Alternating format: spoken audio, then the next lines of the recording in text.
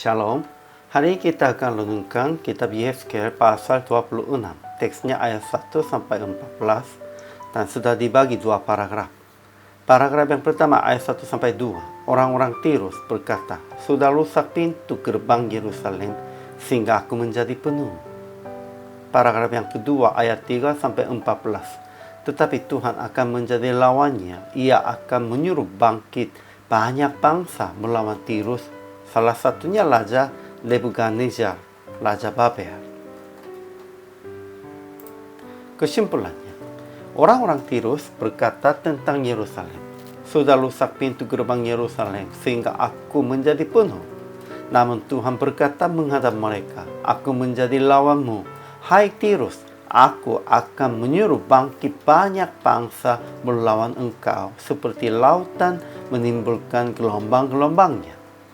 Raja Nebukadnezar, Raja Babel, akan lunturkan Tirus dan mereka akan menjadi gunung batu yang gundul dan penjumuran pukat, sehingga mereka tidak akan dibangun kembali. Ajaran tentang Allahnya, pertama, Tuhan berkata menghadap Tirus bahwa ia akan menjadi lawan bagi Tirus dan ia akan menyuruh bangkit banyak bangsa melawan Tirus, seperti lautan menimbulkan gelombang-gelombang. Kedua, ia akan datang Raja Nebukadnezar, Raja Babel, supaya lunturkan Tirus. Ketiga, ia akan mengakhiri kelamaian nyanyian Tirus dan suara kecapinya tidak akan kedengaran lagi. Apapun Tuhan tetap akan menghakimi, menghukum Tirusnya melalui Raja Babel.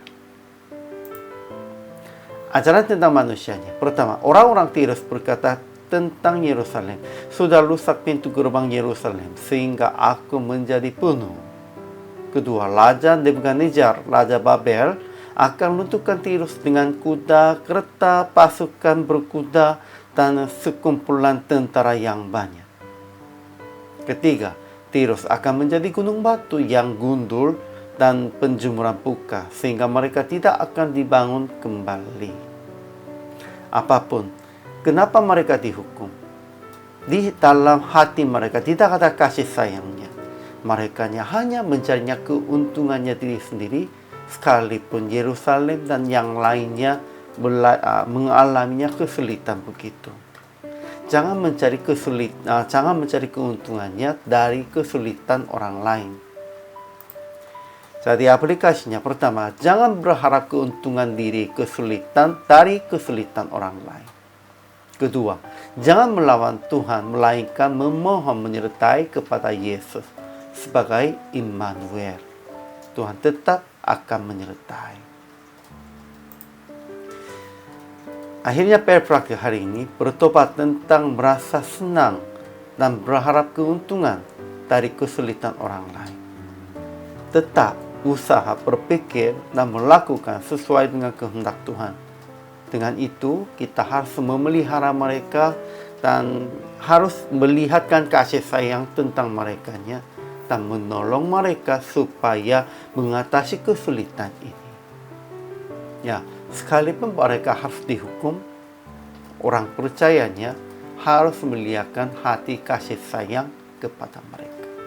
Inilah orang percaya dan inilah hamba Tuhan.